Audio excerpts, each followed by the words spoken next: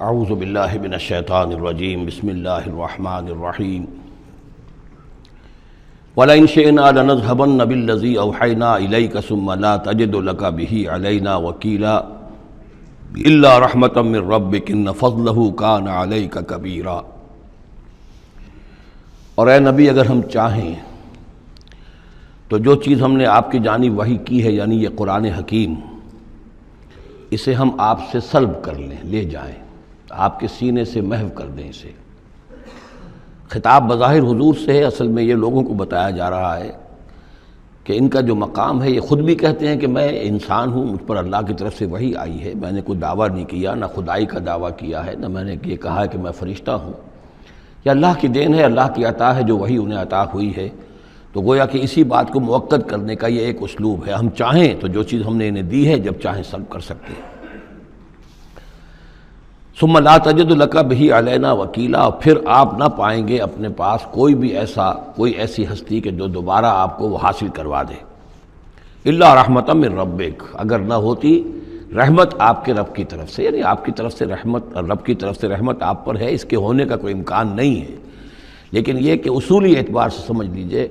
کہ نہ یہ وحی جو ہے یہ آپ کی اپنی خود ساختہ ہے، نہ آپ اس کو اپنے پاس برقرار رکھنے پر خود قادر ہیں، اللہ نے عطا کی ہے اور اللہ تعالیٰ ہی اسے آپ کے سینے میں جمع کرے گا اور محفوظ رکھے گا۔ ان فضلہ کان علیک کبیرا، اس میں کوئی شک نہیں کہ اللہ کا آپ پر جو فضل ہے وہ بہت بڑا ہے۔ اب یہ آ رہی ہے وہی جو تحدی اور چیلنج جو ہے کہ پوری کتاب کا مطالبہ شروع میں کیا گیا کہ لائیے، پوری کتاب لائیے، قرآن جیسی کتاب بنا کر لائیے۔ قل لئن اجتمعت الانس والجن علی ان یاتوا بمثل ھذا القرآن، کہہ دیجئے کہ اگر تمام انسان اور جن جمع ہو کر کوشش کریں کہ اس قرآن جیسی کوئی کتاب تصنیف کر لیں، لا یاتون الا بمثلہ ولو کان بعضهم لبعض ظہیرا، نہیں لا سکیں گے اس جیسی کتاب، تصنیف نہیں کر سکیں گے، خواہ وہ ایک دوسرے کی کتنی ہی مدد کر لیں۔ وَلَقَدْ صَرَّفْنَا لِلنَّاسِ فِي هَذَا الْقُرْآنِ مِنْ كُلِّ مَثَلٍ، اور ہم نے تو قرآن میں، اس قرآن میں لوگوں کے لیے، ان کی ہدایت کے لیے، ان کی سبق آموزی کے لیے ہر مثال بیان کر دی ہے۔ فَأَبَىٰ أَكْثَرُ النَّاسِ إِلَّا كُفُورًا، لیکن اکثر لوگ جو ہیں وہ انکاری ہی ہیں اور وہ اڑے ہوئے ہیں کفران نعمت پر۔ وَقَالُوا لَن نُّؤْمِنَ لَكَ، اب یہ آ گئی تفصیل، وہ جو معجزے مانگتے تھے، وہ کہتے ہیں ہم ہرگز نہیں مانیں گے آپ کو، آپ کی تصدیق نہیں کریں گے، حتیٰ تفجر لنا من الارض ینبوعا، یہاں تک کہ آپ اسی سرزمین مکہ میں ہمارے دیکھتے دیکھتے ایک چشمہ نکال دیں۔ او تکون لک جنت من نخیل، یا آپ کے لیے یہاں ایک باغ بن جائے، پیدا ہو جائے جو کھجوروں کا باغ ہو، وعنب، اور اس میں انگوروں کی بھی بیلیں ہوں، فتفجر الانہار خلالہا تفجیرا، اور اس باغ کے اندر جو ہے آپ نہریں بھی جاری کر کے دکھا دیں۔ اور تسقط السماء کما زعمت علینا کسفا، یا یہ کہ پھر جیسے آپ کا خیال ہے کہ قیامت کی جو خبریں دے رہی ہیں کہ قیامت کے وقت جو ہے وہ آسمان جو ہے اس طرح ہو جائے گا اور پہاڑ جو ہے اس طرح ہو جائیں گے، تو آپ کا خیال ہے تو پھر قرآن کا آسمان کا کوئی ٹکڑا ہم پر گرا کر دکھا دیے، تسقط السماء کما زعمت علینا کسفا، کہ یہ آسمان جو ہے ٹکڑے ٹکڑے ہو کر ہم پر گر جائے۔ اور تاتی باللہ والملائکۃ قبیلا، یا پھر یہ کہ آپ اللہ کو اور فرشتوں کو لے آئیے ہمارے سامنے، وہ ہم رو در رو ان کو دیکھ لیں۔ او یکون لک بیت من زخرف، یا پھر آپ کے لیے ایک محل، ایک سنہری محل جو ہے تعمیر ہو جائے۔ او ترقی فی السماء، یا پھر آسمان میں چڑھ کر دکھائیں۔ ولن نؤمن لرقیک حتی تنزل کتابا نقرأہ، اور ہم نہیں مانیں گے آپ کے چڑھنے کو بھی جب تک کہ آپ لے کر نہ اترے ایک کتاب جسے خود ہم پڑھیں کہ ہاں اس کتاب میں یہ لکھا ہوا ہے۔ ان تمام مطالبات کے جواب میں کیا فرمایا؟ قل، کہہ دیجئے سبحان ربی، میرا رب پاک ہے، هل كنت الا بشرا رسولا، میں اس کے سوا اور کیا ہوں کہ ایک بشر ہوں، رسول، میں انسان ہوں، صرف یہ کہ مجھ پر وحی آئی ہے اور وہ وحی میں تمہیں پہنچانے پر مامور ہوں۔ بنیادی فرق یہ ہے، باقی یہ کہ سیرت و کردار کا جو فرق عظیم ہے وہ تم بھی جانتے ہو، میں تمہارے درمیان ایک عمر گزار چکا ہوں، لیکن نوعیت جو ہے وہ تو یہ ہے کہ میں بھی ایک انسان ہوں، میں بھی اسی طرح پیدا ہوا ہوں جیسا تم پیدا ہوئے ہو، میرے والدین تھے، میں بھی کھانا کھاتا ہوں، میں بھی بازاروں میں چلتا پھرتا رہا ہوں، میں کاروبار کرتا رہا ہوں، میں نے بزنس کیا ہے ہر سطح کا، یہ سب تمہیں معلوم ہے۔ هل كنت الا بشرا رسولا، میں کیا ہوں سوائے اس کے کہ ایک بشر ہوں اور رسول۔ وما منع الناس ان يؤمنوا اذ جاءهم الهدى، اور نہیں روکا ہے لوگوں کو ایمان لانے سے جب کہ ان کے پاس ہدایت آ گئی، الا ان قالوا ابعث اللہ بشر رسولا، مگر اس بات نے کہ انہوں نے کہا کہ کیا اللہ نے کسی بشر کو رسول بنا کر بھیجا ہے؟ رسول تو پھر کوئی فرشتہ آتا۔ اب اس کے جو دلیل یہاں دی گئی ہے وہ بہت اہم ہے۔ قل لو کان فی الارض ملائکۃ یمشون مطمئنین، کہہ دیجئے اگر زمین میں فرشتے آباد ہوتے اور چل رہے ہوتے یہاں پر اطمینان کے ساتھ، لنزلنا علیہم من السماء ملکا رسولا، تو پھر ہم آسمان سے ان پر کسی فرشتے ہی کو رسول بنا کر بھیجتے۔ یعنی رسول کا کام یہ ہدایت دینا، بات سمجھانا، پھر اپنی زندگی میں نمونہ پیش کرنا۔ انسانوں کے لیے فرشتہ کیسے نمونہ ہو جائے گا؟ انسانوں کے لیے تو انسان نمونہ ہوگا، فرشتوں کے لیے فرشتہ نمونہ ہوگا۔ فرشتہ جو ہے آ بھی جائے یہاں پر تو کہیں گے صاحب اس کو تو نہ کھانے پینے کی ضرورت ہے، نہ اس کا جورو جاتا ہے، اس کو تو کوئی ضروریات ہی نہیں ہے، یہ ٹھیک ٹھیک آدمی ہے اور ٹھیک ٹھیک اس کا کردار ہے، تو ٹھیک ہے ہم کیسے کریں؟ ہمارے تو جوری جاتا ہے، ہمارا رشتہ ہے، ہمارے بچے ہیں، ہمیں پیٹ لگا ہوا ہے، ہمیں یہ ہے، ہمیں وہ ہے۔ تو انسانوں کے اوپر حجت قائم کرنے کے لیے تو ظاہر بات ہے کہ انسانی رسول بھیجے جا سکتے ہیں۔ ہاں فرشتے آباد ہوتے تو فرشتے کو بھیج دیتے۔ قل لو کان فی الارض ملائکۃ یمشون مطمئنین لنزلنا علیہم من السماء ملکا رسولا قل کفی باللہ شہیدا بینی و بینکم، اے نبی کہہ دیجئے اب اللہ کافی ہے میرے اور تمہارے درمیان گواہ۔ بہت رد و قضا ہو چکی ہے، اب تو جو فیصلہ ہے وہ اللہ کرے گا اور وہ گواہ کافی ہے۔ انہ کان بعبادہ خبیرا بصیرا، اور وہ اپنے بندوں کو دیکھ رہا ہے، باخبر ہے، میرے حال سے بھی واقف ہے اور تمہاری جو کیفیت ہے اس کو بھی جانتا ہے۔ وَمَن يَهْدِ اللَّهُ فَهُوَ الْمُهْتَدِ، اور جسے اللہ ہی ہدایت دیتا ہے وہی ہدایت یافتہ ہوتا ہے۔ وَمَن يُضْلِلْ فَلَن تَجِدَ لَهُ أَوْلِيَاءَ مِن دُونِهِ، اور جس کی کہ ضلالت پر اس کی طرف سے فیصلہ ہو چکا ہو تو پھر اس کے لیے تم نہیں پاؤ گے کوئی بھی ولی اس کے سوا۔ وَنَحْشُرُهُمْ يَوْمَ الْقِيَامَةِ عَلَىٰ وُجُوهِهِمْ عُمْيًا وَبُكْمًا وَصُمًّا، اور ہم انہیں جمع کریں گے قیامت کے دن میدان حشر میں تو وہ منہ کے بل اوندھے چلیں گے، اندھے ہوں گے، گونگے ہوں گے، بہرے ہوں گے۔ مَأْوَاهُمْ جَهَنَّمُ، اور ان کا ٹھکانہ ہوگی آگ جہنم، کلما خبت، جیسے جیسے وہ بجھنے لگے گی زدناہم سعیرا، ہم اسے اور بھڑکا دیا کریں گے۔ یعنی یہ کہ اگر کہیں اس کی آگ میں کوئی کمی شدت میں، اس کی حرارت میں، تمادت میں آئے گی، ہم اس میں پھر اضافہ کر دیں گے۔ ذالک جزاؤہم بانہم کفروا، اور یہ ان کے لیے جزا ہے اس لیے کہ انہوں نے کفر کیا بے آیاتنا، ہماری آیات کا۔ وقالوا اذا كنا عظاما ورفاتا، اور انہوں نے کہا کہ کیا جب ہو جائیں گے ہڈیاں اور وہ بھی چورا چورا، انا لمبعوثون خلقا جدیدا، تو کیا ہم دوبارہ اٹھا لیے جائیں گے ایک نئی تخلیق کی صورت میں۔ اولم یروا، کیا انہوں نے دیکھا نہیں، ان اللہ الذی خلق السماوات والارض قادر، کہ وہ اللہ کے جس نے آسمان بنائے اور زمین بنائی وہ اس پر قادر نہیں ہے، ان یخلق مثلہم، کہ ان جیسی مخلوق کو پیدا کر دے۔ تمہیں ایک دفعہ پیدا کیا تھا، تمہاری طرح کا آدمی دوبارہ پیدا کرنے اس کے لیے مشکل کیوں ہو گیا؟ وَجَعَلَ لَهُمْ أَجَلًا لَا رَيْبَ فِيهِ، اور ان کے لیے وہ معین کر دے ایک وقت معین جس میں کوئی شک نہیں، کسی طرح کا ریب اور شک نہیں۔ فَأَبَى الظَّالِمُونَ إِلَّا كُفُورًا، تو یہ ظالم جو ہیں یہ تو انکاری ہیں اور سوائے کفران نعمت کے اور آیات الہیہ کے کفر کے کوئی اور روش اختیار کرنے کو تیار نہیں ہے۔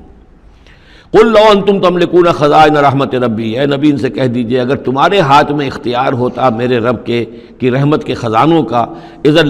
لامسکتم خشیت الانفاق، تو تم ان سب خزانوں کے دروازے بند کر دیتے، انہیں روک کر رکھتے کہ کہیں خرچ نہ ہو جائے، تمہارے اندر تو اس قدر بخل ہے۔ وکان الانسان قتورا، انسان ہے بہت ہی دل کا تنگ۔ وَلَقَدْ آتَيْنَا، آپ دیکھیے اس سورہ مبارکہ کا پہلا رکوع جو تھا اس میں بھی بنی اسرائیل کی تاریخ، لیکن حضرت موسیٰ علیہ السلام کا وہاں سے ذکر شروع کیا کہ ہم نے انہیں کتاب دی، وَآتَيْنَا مُوسَى الْكِتَابَ وَجَعَلْنَاهُ هُدًى لِبَنِي اسرائیل۔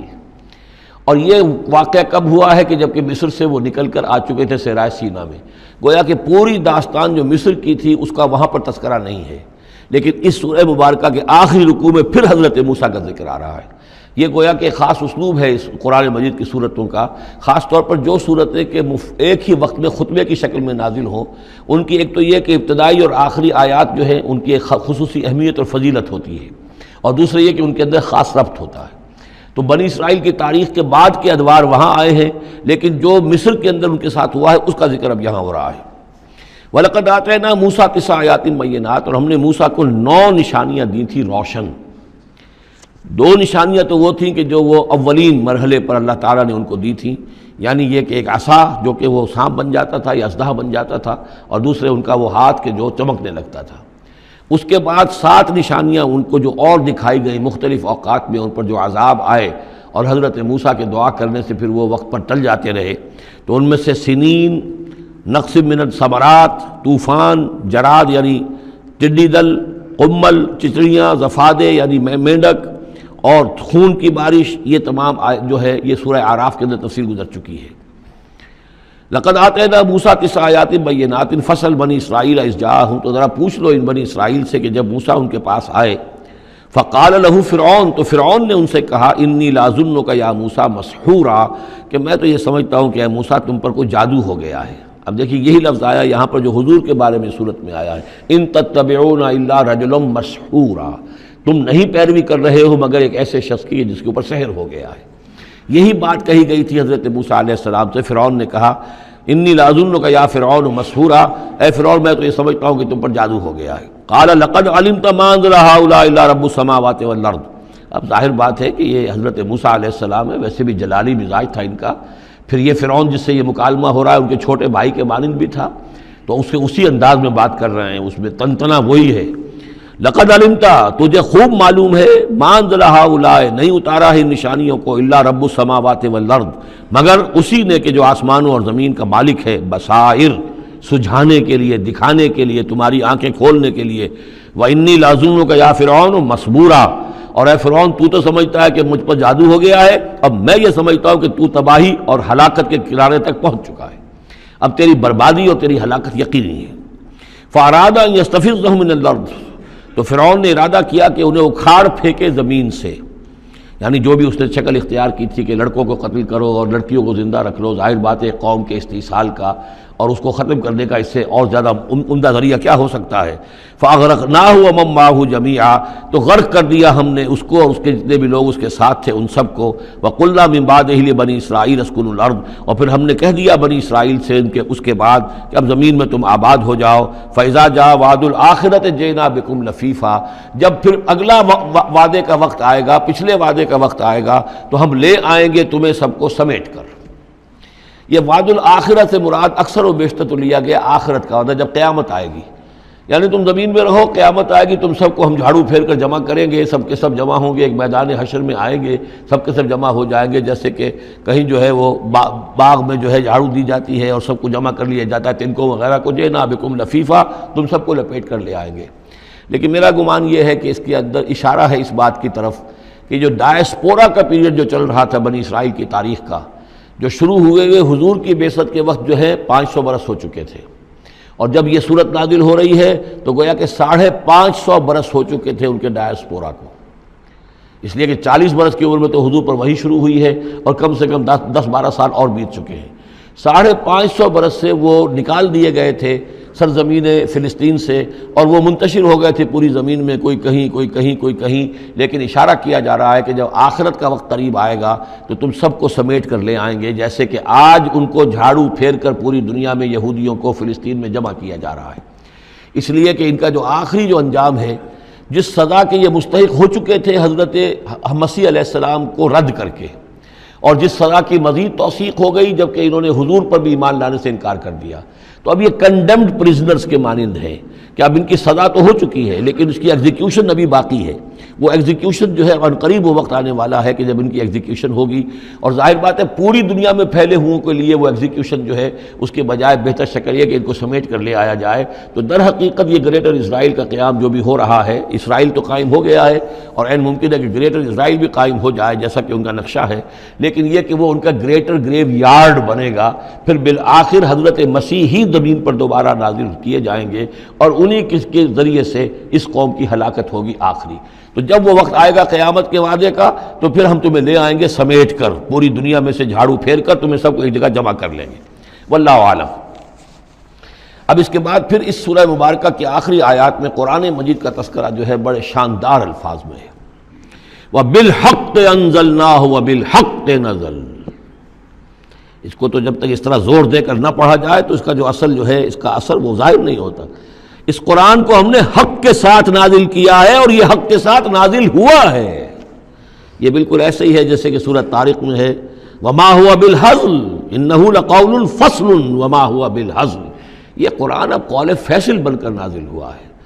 جیسے کہ حضور نے فرمایا، حضرت عمر رضی اللہ تعالیٰ عنہ راوی ہے، ان اللہ یرفع بہذا الکتاب اقواما ویضع بہ آخرین۔ اب اللہ تعالیٰ اسی کتاب کی بدولت قوموں کو اٹھائے گا، مسلمانوں کو اٹھایا، عروج پر پہنچایا، اور اب ہم مسلمانوں نے اسے ترک کر دیا تو ہمیں زمین پر گرا دیا ہے۔ خار از محجوری قرآن شدی، شکوہ سنجے گردش دوران شدی، اے چو شبنم برزمی افتندئی، در بغل داری کتاب زندگی، وبالحق انزلناہ وبالحق نزل وما ارسلناک الا مبشرا ونذیرا، اور اے نبی ہم نے نہیں بھیجا ہے آپ کو مگر بشارت دینے والا اور نذیر بنا کر، خبردار کرنے والا۔ وقرآنا فرقناہ، اور یہ قرآن جو ہے اس نے ہم نے ٹکڑے ٹکڑے کر کے بھیجا ہے، تھوڑا تھوڑا کر کے بھیجا ہے، ایک دم پورا نہیں اتار دیا ہے۔ لتقرأوا علی الناس علی مکث، تاکہ آپ یہ پڑھیں لوگوں پر، لوگوں کو سنائیں پڑھ کر ٹھہر ٹھہر کر، حالات کے مطابق، جن حالات سے کہ آپ کی دعوت اور تحریک گزر رہی ہو اسی کی مناسبت سے آیات نازل ہوں۔ سابقہ رسولوں کے حالات میں سے بھی جو واقعات کے اس دور کے ساتھ مناسبت رکھنے والے ہیں انہی کا تذکرہ کیا جائے۔ وَنَزَّلْنَاهُ تَنزِيلًا، اور ہم نے اس کو اتارا ہے تھوڑا تھوڑا کر کے۔ قُلْ آمِنُوا بِهِ أَوْ لَا تُؤْمِنُوا، اے نبی کہہ دیجئے تم اس پر ایمان لاؤ خواہ نہ لاؤ۔ ان الذین اوتوا العلم من قبلہ، یقیناً وہ لوگ جنہیں اس سے پہلے علم دیا گیا تھا، اذا یتلی علیہم، جب یہ قرآن ان کو پڑھ کر سنایا جاتا ہے، یخرون للاذقان سجدا، تو وہ اپنی ایڑیوں کے، اپنی ٹھوڑیوں کے بل سجدے میں گر پڑتے ہیں، ویقولون، اور کہتے ہیں سبحان ربنا، یہ یقیناً ہوں گے جب قرآن یہ کہہ رہا ہے تو یہود کے علماء میں سے اس وقت جب تک کہ براہ راست جو کنفرنٹیشن نہیں ہوئی تھی، حضور ابھی مدینے نہیں آئے تھے، دور دور سے خبریں آ رہی تھیں، تو بعض لوگ ہوں گے کہ جو دل کے اندر ان کے یہ نیکی کے جذبات جو ہیں وقتی طور پر اٹھے ابھرے، اور انہوں نے قرآن مجید کو پہچان کر پھر یہ کہ وہ سجدے میں گرے اللہ کے سامنے۔ وَيَقُولُونَ سُبْحَانَ رَبِّنَا إِن كَانَ وَعْدُ رَبِّنَا لَمَفْعُولًا، اور وہ کہتے ہیں پاک ہے ہمارا رب، اور یقیناً ہمارے رب کا وعدہ تو پورا ہو کر رہنا ہی تھا۔ اللہ کا تو وعدہ تھا، اللہ نے کہا تھا کہ ایک آخری نبی میں بھیجوں گا، اللہ نے کہا تھا اس کے منہ میں اپنا کلام ڈالوں گا۔ یہ کتاب استثناء جو ہے ڈیٹرانومی، اس کا باب جو ہے 18، اس کی 18 اور 19ویں آیات کے اندر ہے کہ میں ان کے بھائیوں میں سے اے موسیٰ تیرے مانند ایک نبی اٹھاؤں گا، ان کے بھائیوں میں سے، بنی اسرائیل کے بھائی بنی اسماعیل، ان میں سے تیرے مانند ایک نبی اٹھاؤں گا اور اس کے منہ میں اپنا کلام ڈالوں گا، اور وہ لوگوں سے وہی کچھ کہے گا کہ جو میں اسے بتاؤں گا۔ اب اس کی مصداق آ گیا، ان کان وعد ربنا لمفعولا، یقیناً ہمارے رب کا وعدہ تو پورا ہونا ہی تھا۔ وَيَخِرُّونَ لِلْأَذْقَانِ يَبْكُونَ، اور وہ گر پڑتے ہیں اپنی ٹھوڑیوں کے بل روتے ہوئے، وَيَزِيدُهُمْ خُشُوعًا، اور ان کے اندر خشوع اور خضوع کے اندر اضافہ ہو جاتا ہے۔ آیت سجدہ ہے، سجدہ کر لیجئے۔ کہ عظیم خزانے ہیں معرفت خداوندی کے اور توحید ربانی کے۔ اسی طرح کی 2 آیات آئیں گی سورہ کہف کے آخر میں۔ قُلِ ادعوا اللَّهَ أَوِ ادعوا الرَّحْمَٰنَ، کہو کہ چاہے اللہ کہہ کر پکار لو اور چاہے رحمان کہہ کر پکار لو۔ ایما تدعو، جس سے تم پکارو، فلہ الاسماء الحسنی، یہ جان لو کہ تمام اچھے نام اسی کے ہیں، ہر خیر، ہر خوبی، ہر بلائی، ہر حسن، ہر کمال، ہر جمال، جو بھی تم تصور کر سکتے ہو، any good, any beauty, any perfection, جس چیز کا تصور کرو وہ اللہ کی ذات میں بتمام و کمال موجود ہے۔ فللہ الاسماء الحسنی، قل ادعوا اللہ أو ادعوا الرحمن ایما تدعوا فلہ الاسماء الحسنی ولا تجہر بصلاتک ولا تخافت بہا، اور جب اس سے تم سرگوشی کیا کرو، مناجات کیا کرو نماز پہ، تو نہ تو اپنی آواز بہت پست رکھو اور نہ ہی اس کو بہت زیادہ بلند کرو، وابتغ بین ذلک سبیلا، بلکہ اس کے بین ایک روش اختیار کرو۔ آخری آیت جو ہے یہ یوں سمجھیے کہ اپنے مضمون کی مناسبت کے اعتبار سے تو واقعتاً یہ ہے کہ یہ سورہ اخلاص کے تقریباً ہم وزن آیت ہے۔ 5 انداز سے اس میں اللہ تعالیٰ کی توحید اور عظمت کا بیان ہے ایک آیت میں۔ قل الحمدللہ، کہیے کل حمد، کل شکر اللہ کے لیے، الذی لم یتخذ ولدا، دوسری بات جس نے کہ کسی کو اپنی اولاد نہیں بنایا، نہ بیٹا نہ بیٹی، لم یلد ولم یولد، سورہ اخلاص۔ ولم یکن لہ شریک فی الملک، نمبر 3 اس کا کوئی ساجی نہیں ہے بادشاہی میں، تنہا مالک ہے، مالک الملک، کوئی اختیار کسی کے پاس نہیں ہے۔ چوتھی بات وَلَمْ يَكُنْ لَهُ وَلِيٌّ مِّنَ الذُّلِّ، اس کا کوئی ولی کمزوری کی وجہ سے نہیں ہے۔ تم دوستیاں نبھاتے ہو، پالتے ہو اس لیے کہ تمہیں ضرورت ہوتی ہے، دوست وقت پہ کام آئے گا، تم اس کی کبھی کوئی ناجائز بات بھی ماننے پہ مجبور ہو جاتے ہو، دوست ہے اس کی بات کیسے ٹال دوں، اس لیے کہ دل میں یہ ہوتا ہے کہ کبھی مجھے بھی اس سے کوئی بات منوانی پڑے گی، ضرورت ہو سکتا ہے۔ اللہ کو کوئی احتیاج نہیں، تمہاری دوستیوں کے ساتھ تمہاری احتیاجیں، تمہاری کمزوریاں بھی وابستہ ہیں، اللہ کی دوستی ہے لیکن اس کی کسی کمزوری کی بنیاد پر نہیں۔ یہ تصور ذہن سے نکال دو. لہذا اللہ پر کوئی دھونس نہیں جما سکتا، اللہ سے کوئی بات کوئی جبراً جو ہے اپنی طاقت کے بل پر بنوا نہیں سکتا. اور سب سے بڑی پھر پانچویں بات، وَكَبِّرْهُ تَكْبِيرًا، اس کی تکبیر کرو جیسے کہ تکبیر کا حق ہے. اور تکبیر کرو کہ میں نے ترجمہ کیا ہے، تکبیر کہنے سے صرف نہیں ہو جاتی.